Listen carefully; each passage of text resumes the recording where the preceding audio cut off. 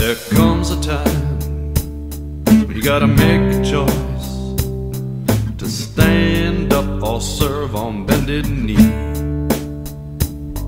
It's got a name, it's got a place in the USA called Sweet Liberty. Our founding fathers, they wrote the words. You think you're saving money, you're not saving money. So that's it. I'm a little conservative with money. I don't brag about it. All the money, just the tents. That's 150,000 to 150, I would say 90 million to build a jail. I put the tents up for $150,000. And I got ripped off. Because I decided to put electricity in. That cost $60,000. But I had to go through this county procurement. I could have had it done for $2,000. But when you go to the government, they rip you off. No. Over and over and over again. Got all these regulations, you gotta do this, go through this, that. If I was a police chief or appointed and wanted to put pink underwear on the inmates, it'd never be done. We'd have to form a commission, a people's commission, made up of you too, and say, what do you think? Having the inmates wear pink? Or we'd have to hire psychologists to make sure they don't go crazy when they wear pink. Or we'd have to run it by our legals, our lawyers. That'll take another 50 years. I did that in 24 hours, enough to get the ink.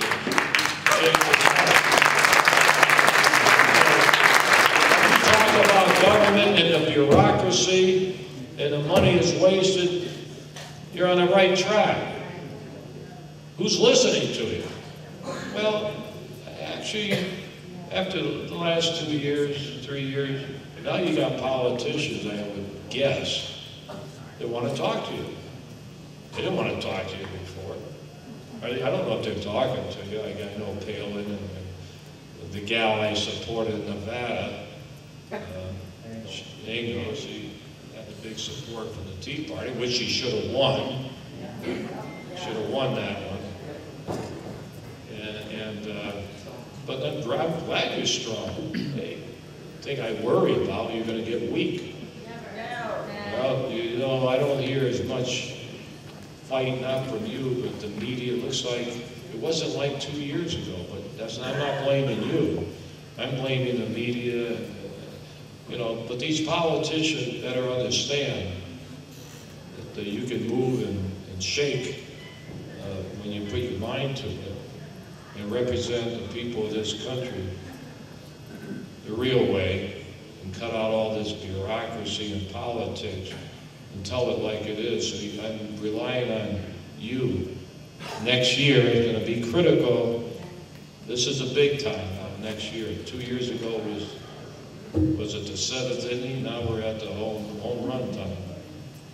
So don't let anybody keep bad-mouthing you, making fun of you. Your reputation is there. You worked hard to build up that reputation. Don't let anybody tear it down. And keep fighting, keep these politicians on there. Keep them active.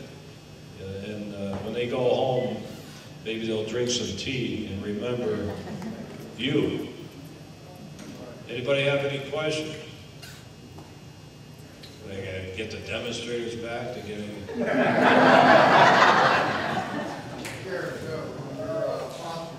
How many different groups of posses do you have? Wants to know how many posses, different types. We have 60. We have airplanes. I got 35 airplanes. So I want my airplanes. I just sent out the air posse to go to the desert and catch illegals. Of course, I got a lot of little bad press, but it was good press because I was saying I have a 50 caliber machine gun. I'm the only law enforcement. I got that 8 years ago. It took time to get through customs.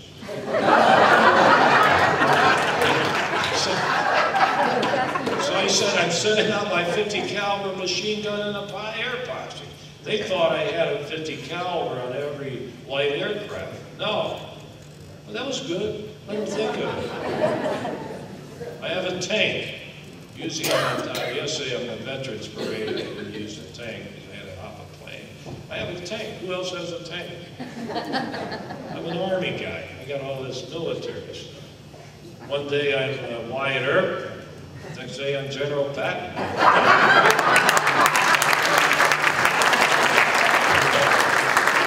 How would you compare the performance of your current governor versus the previous governor on illegal immigration? Well, the former governor I've known very well, Janet Napolitano. We're both Italian because she's half. We put the knife in each other's back recently, but we haven't twisted it yet. But she, I've known her for years and years. She was on one side when she was governor. Now she is on the other side because when she left, I told her, you're not going to last because you're going to have to report to someone. So she has to report to probably some flunky before she can get to the president. So she's appointed. When you're appointed, you got a boss. That's what I told Kane. Did I tell you when I saw him 3 months ago in Vegas? I did? I didn't tell you? What did he say? So he was, we were at, first of all, I insulted him. I said, well, you're CEO of Pizza Hut. It's Godfather's Pizza. Then I said, why is it Godfather? You know, that's a bad name. I'm Italian. What do you call it? Godfather? Are you saying the mafia is in charge of this pizza? The Godfather? So I insulted him as usual right off the bat. Then he says, if I'm president, I'm going to make you sheriff to Homeland Security. That's what are you kidding? I got to report to you?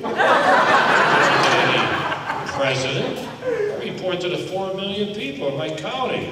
But he was smart. Well, you know, if you do the job, you don't have to talk to me. He says, I don't micromanage. So he came back pretty good on that one. Pretty good remarks he came back on. So, what brought me to him? Oh, the Janet, yeah. Well, she's a bureaucrat.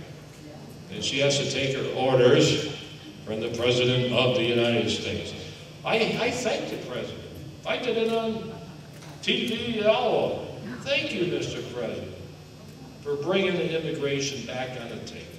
Thank you for the 300,000 people that you say you will not deport. I don't agree with you, but once you said that, everybody started talking about immigration. Have you noticed that? Every debate, they talk about immigration.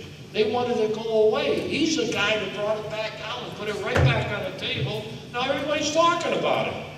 Great. Let them keep talking about it. And don't forget that issue either, immigration.